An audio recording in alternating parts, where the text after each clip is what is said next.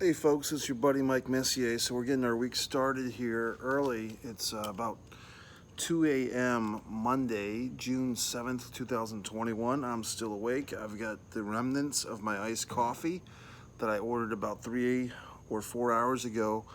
And we've got 4 topics to discuss. Let's start with this Logan Paul Mayweather fight. And look, this is how I saw what I saw of the fight. Someone on Twitter from another country tweeted a live stream. I happened to catch it. So I was, Twitter, I recently read as a side note that Twitter has had a lot of issues with pornography and stuff like that on there. And so it's probably another one of those social media things that is going to be investigated at some point. Maybe it already has been, but let's get to the fight from what I saw. I saw basically the intros of the main event, Mayweather Paul or Paul Mayweather, 1 through 7. And I guess the whole, like other people said, or Paul said, said himself, he's a victor for just being there. Just the fact that this guy, however old he is, 24, 26 years old, he's got a 0-1 record, and he's fighting a guy who's 50-0. And he's fighting a legend, and he's going 8 rounds with him. And this is exhibition and no decision. And I can't even remember if these rounds are 2 minutes or 3-minute rounds. But from what I saw, rounds 1 through 7. I'm joking because the feed was cut off before the 8th round. So luckily it didn't become the Thrilla in Manila in the 8th round all of a sudden. And I guess I just missed more of the same. But I'll say this, from what I saw, it looked competitive. It looked like those guys were actually throwing punches. They were not just stealing you from your money totally. They were having a fight.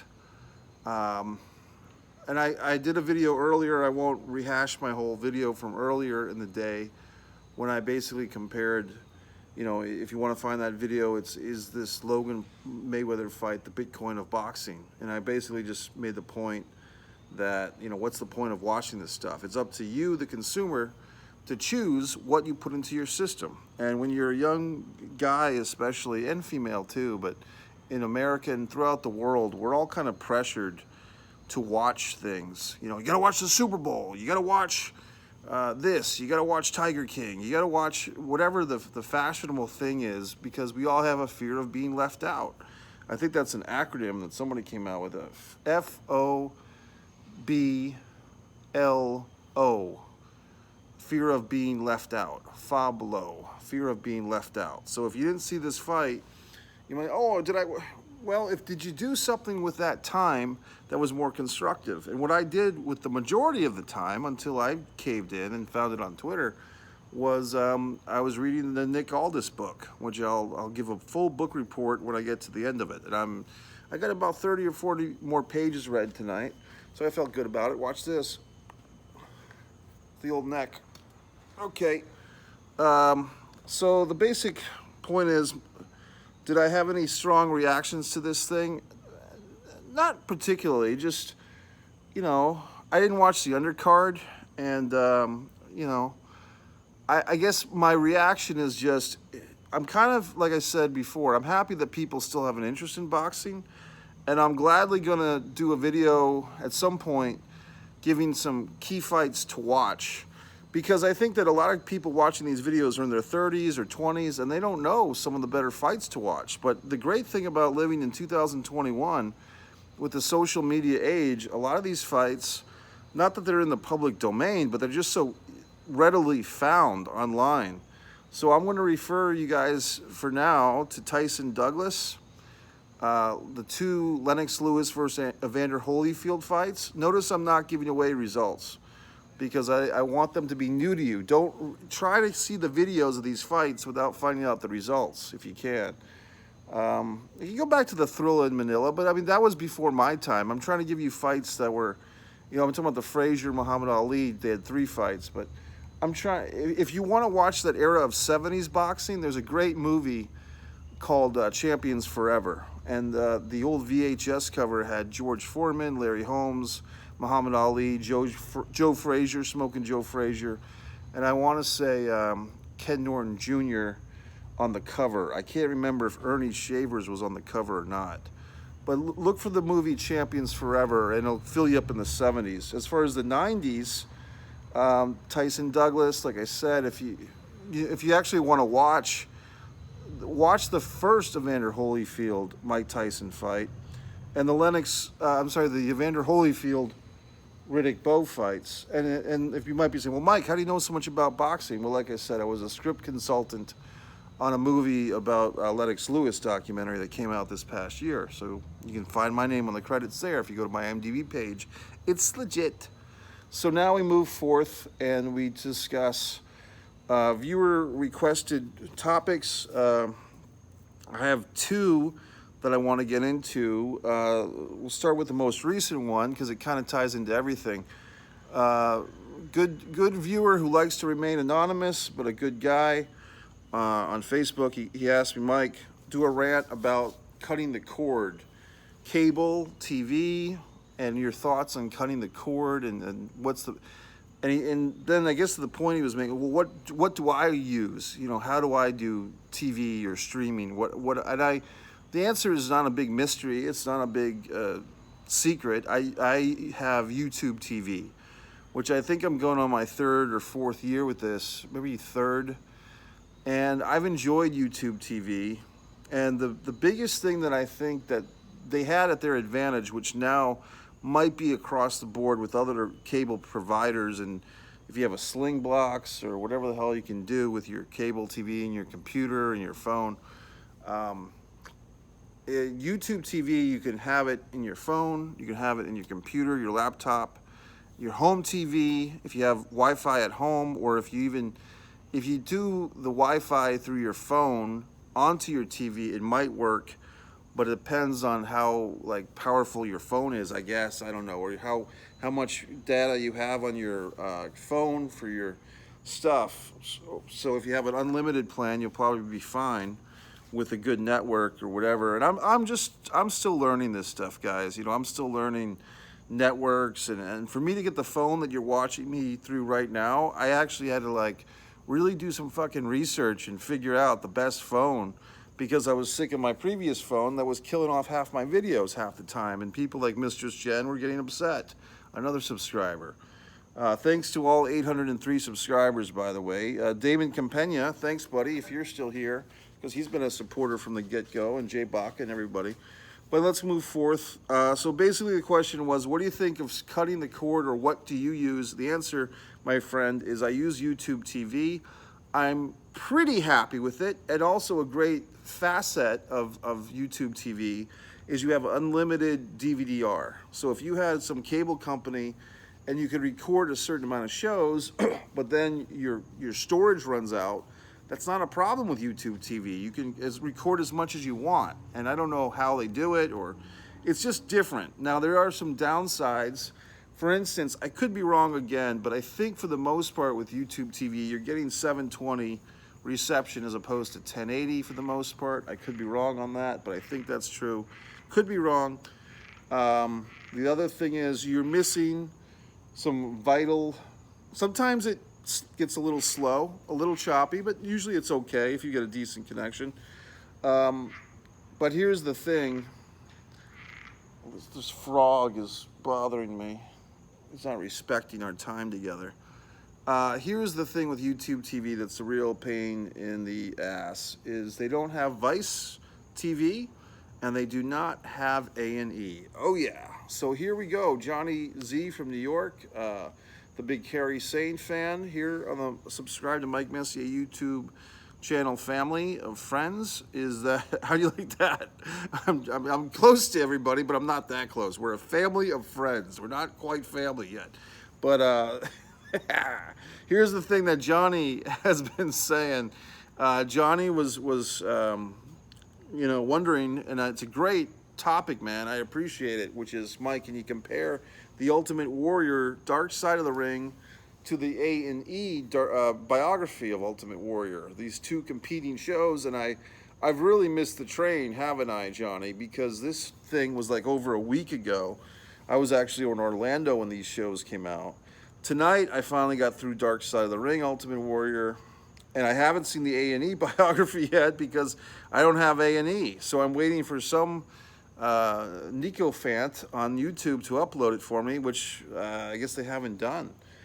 But one person actually did, but then they had it was all weird. Like the whole show, the Ultimate Warrior biography bootleg on YouTube was, they took the images in like still images, but the audio was moving forward in regular time. So the point is, I still haven't seen the A&E one, Johnny. I started to see the first couple of minutes, but I realized how goofy the upload was. I'm still looking for it. If anyone has a nefarious link to send me, send it. Or leave it in the comments. And so, what do I think of the Dark Side of the Ring Ultimate Warrior? Here we go, Johnny. Mixed thoughts. Look, and I have videos going back 2 or 3 years ago where I'm defending the Ultimate Warrior. At least what I got out of him towards the 2011, 2012, about 2 or 3 years before his death. He was doing these really good motivational videos, and I was sharing them with my acting students. My friend Lily Spencer got into them. So I mean, the point is, I got more from those videos than I ever did from his wrestling career. And I'm not putting down his wrestling career, but I was not like an Ultimate Warrior maniac kid or anything. I do stand by my statement that I think you can make a strong case that Warrior definitely wrestled the 2 best matches at WrestleMania 6 and 7. And you can make an argument that he wrestled the best 3 matches at WrestleMania, across WrestleMania 5, 6, and 7, if you say that Warrior Rude was better than Hogan Savage, which I think you could make a case for that. So I would just say, in my opinion, everyone, that's why the Dark Side of the Ring and Hogan's book about, when he mentioned Warrior, they all like to piss on Ultimate Warrior's wrestling ability. But I'm sorry, you couldn't go in there at WrestleMania 6 and have the best match of the night if it was just Hulk Hogan and a mop, or Hulk Hogan and a job guy, or Hulk Hogan and someone that was so terrible and so horrible. Nobody says that Hulk Hogan versus King Kong Bundy at WrestleMania 2 was a great match. And nobody talks about that match 30 years later. Nobody talks about Randy Savage and Randy Savage and Sherry Martel versus Elizabeth and Dusty Rhodes at WrestleMania 6. No one talks about that match, but we're still talking about the retirement match, Savage versus Warrior. They're doing action figure releases on that match. The Warrior Savage retirement match means more than this, with the belt around his waist on the pants and everything, the airbrushing on Warrior's outfit. My point is, these iconic matches, if you're not going to put Rude and Warrior in that mix, that's fine. I do like that match a lot, the Intercontinental title match at WrestleMania 5. But if you're going to diminish Ultimate Warrior's career, are you going to say that every time he had a great match, SummerSlam 92 versus Savage was a great match? Every time Ultimate Warrior had a great match, it was because somebody carried him. Well, you can think that way, but I'm just a more logical and practical thinker, and just knowing that that's not how the world works. You know what I mean? It takes 2 to tango. And he had to do his part. You could say, and I might agree, but hey, guess what? People at the time said Hulk Hogan couldn't work. Hulk Hogan wasn't a great wrestler. But suddenly he's having this great match with the Ultimate Warrior. Why don't you say that Ultimate Warrior carried Hogan at WrestleMania 6?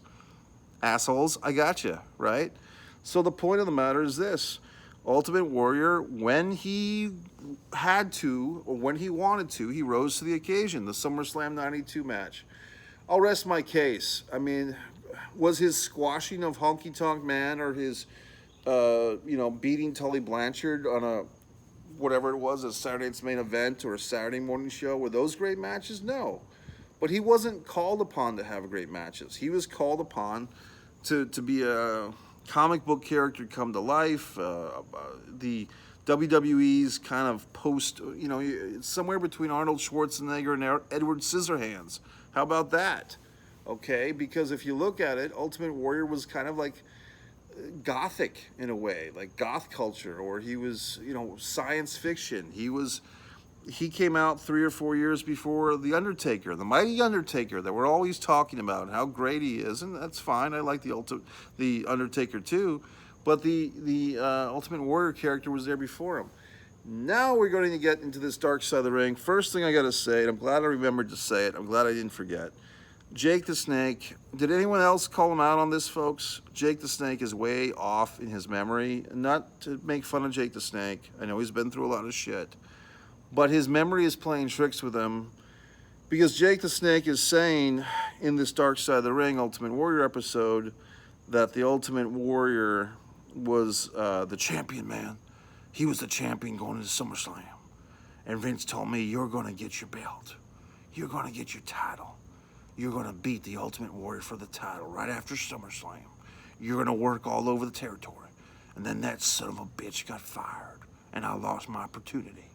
Well, so that's Jake the Snake's story. Unfortunately, Jake, and why couldn't Chris Jericho or someone fill you in, Dark Side of the Ring producers? This is the problem. These guys don't do their research, apparently. They drop the ball, or they've got too many episodes. They didn't do the research.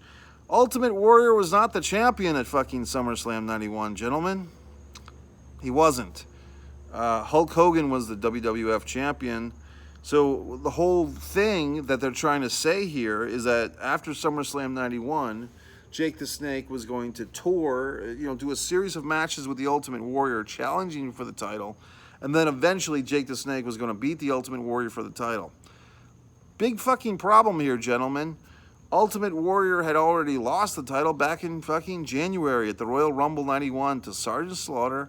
Sergeant Slaughter lost the title at WrestleMania in late March, I guess March 31st perhaps, 91, going by memory, LA Sports Arena.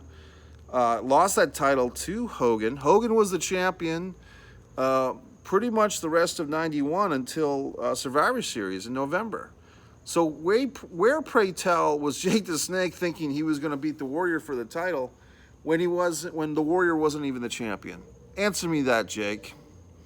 So, and if all the wrestling fans out there, well, Hogan could have lost the title of the Warrior. Well, that was not in the cards because at that point, we've been told, Vince and whoever else the decision makers had gotten over Warrior. Like they had given him a 10-month title reign. They weren't happy with the box office, and they were happy to put the belt back on Hogan for another 10-month session. So, point is, that whole episode is flawed. There you have it. Case fucking closed. That's why a show like Dark Side of the Ring should hire Mike Messier as a consultant.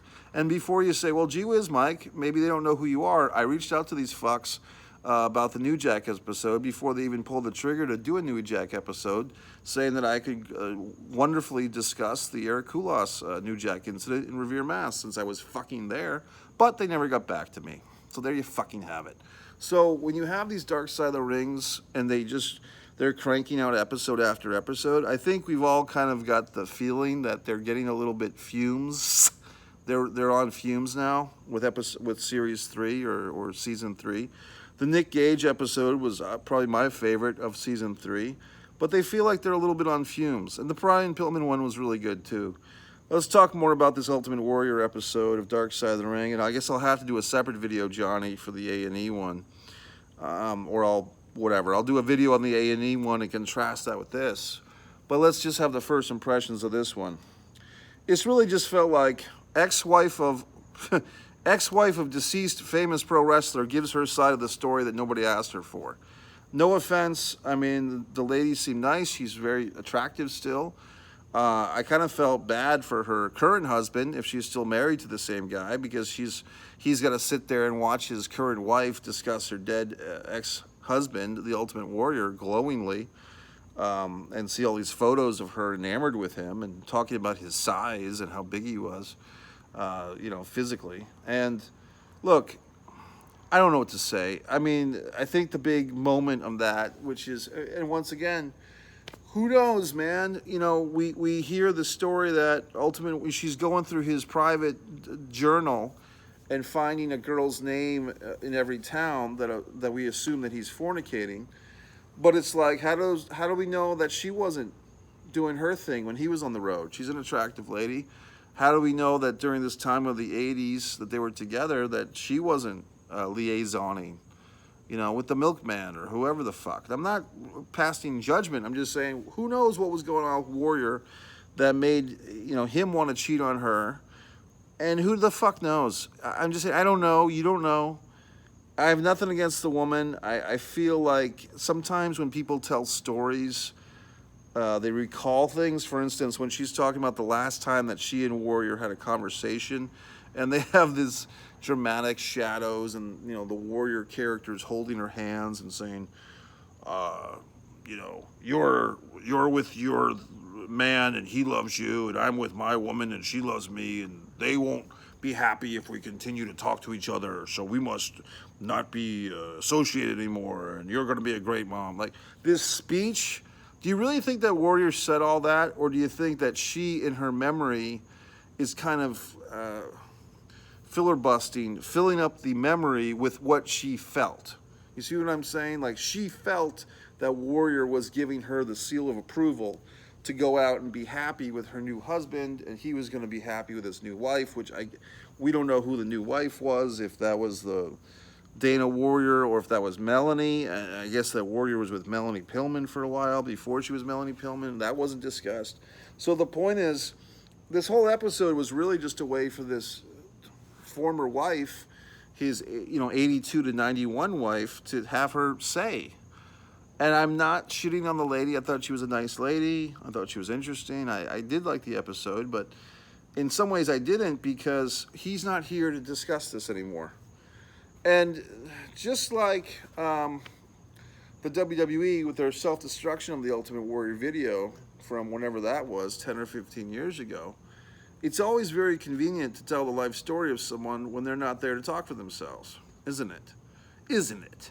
So I just get a little sick of it, because when I met the Ultimate Warrior, and yes, it was at a goddamn fan event, I wasn't like his buddy, we didn't go fishing together, but I found him to be a nice guy. He was nice to me, and I was judging him based on those 2011 and 2012 videos, not the Connecticut speech, not the Heath Ledger stuff. I found out about that later, and yeah, some of that stuff was a little tough to take, but I figured, man, maybe the guy was just pissed at the world. Like he felt abused by the WWE and their self-destruction DVD, and maybe he felt left out of the spotlight, and he was lashing out at the world. See, I'm a forgiving guy, and I understand that a lot of people aren't, and you know, nothing that he said was insulting me directly, so maybe that's part of why I you know, what the fuck. I liked his 2011 and 2012 videos. I liked him when I met the guy, and there you have it. That's my fucking take on the Ultimate Warrior. This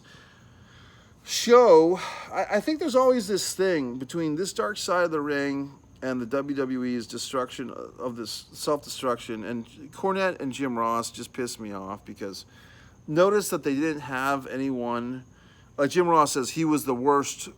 I never met a wrestler worse than Ultimate Warrior. Okay, Jim, sure. Yeah, I believe that. I don't believe that. That's total bullshit. That Ultimate Warrior had this great match against Hulk Hogan, but yet he's the worst wrestler ever, right, Jim Ross? Logically, that makes no fucking sense, okay? So I don't know. And if you just had two guys, Jim Ross and Jim Cornette, surprisingly they didn't have Pritchard on there, because Bruce Pritchard's mad at Warrior, because Warrior broke his jaw, and I guess I'd be mad too. But why couldn't they have one fucking person who liked Ultimate Warrior? They couldn't find one person who liked him, which just seems like dog shit to me. You know what I mean? So there you fucking have it. What else? It's always like first, I'm trying to get to the point here. Dark Side of the Ring and the self-destruction video, they always want to paint this guy as having this troubled, disturbed life. I don't know. I mean, if you watch those 2011, 2012 videos where he's working out, he's in his barn, he's enjoying life, he's talking about going to Disney World with his kids, he's got a video where he's laughing about how him and his daughters and his wife popped in the Halloween Havoc 98 match against Hogan, and they all had like a laugh about it, like a miserable laugh.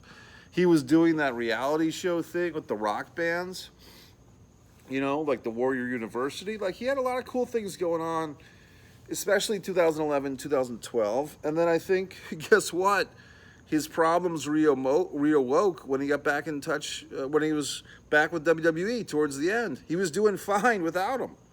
Then he gets together with them, and that's the end. So, I mean, you tell me, okay? Am I done bitching about that show? It was fun to see some of the photographs, like to see, Jim or Ultimate Warrior in some of those photographs. That was great. And, but here's what I would say to you, if you're still with me on this. If you really want to know about Ultimate Warrior, watch his It Does Not Matter videos. Injections of inspiration is what they were called at the time. But if you find injections of inspiration, you go to MikeMessier.com, put Warrior Inspiration on MikeMessier.com. I've got some of the best videos on that page that I share the YouTube links. I mean, it's not hard to find the best of the Ultimate Warrior or Jim or Warrior, whatever you want to call them. It's not hard. You just have to look. You have to look for yourself and not be dependent on the WWE narrative or the Dark Side of the Ring narrative, okay?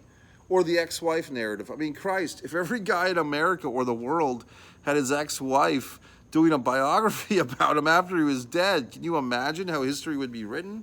Holy fuck. So, next statement. Blah, blah, blah.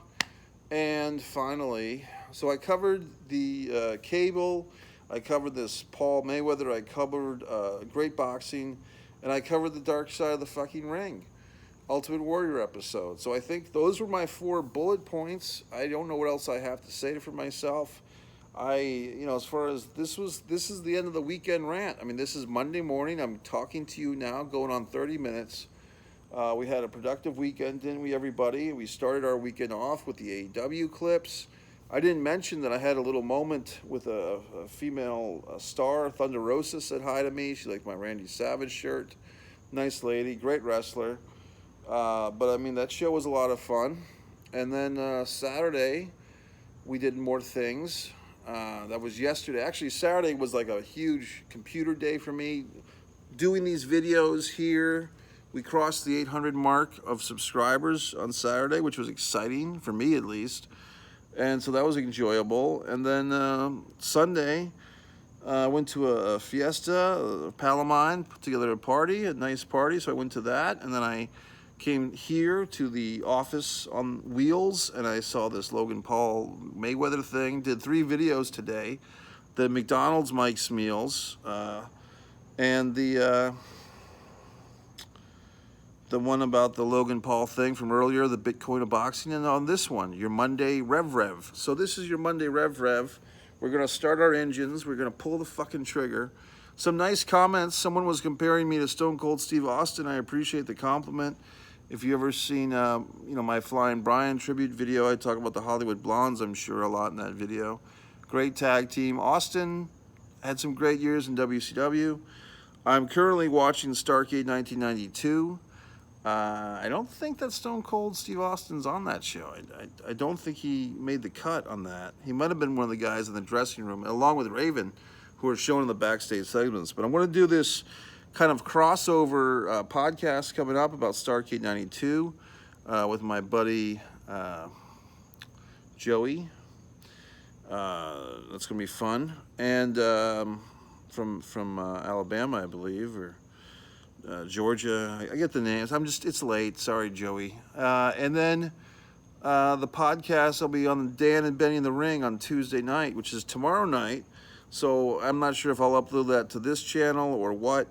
But look for Dan and Benny in the Ring. I'll be on there discussing this whole WWE possible sale, possible restructuring. My buddy Joe Cronin was talking about them possibly doing a Marvel Universe thing. I don't know. Seems silly to me. Not silly, but just it seems like trying to fix cancer with the cure for God, that sucked.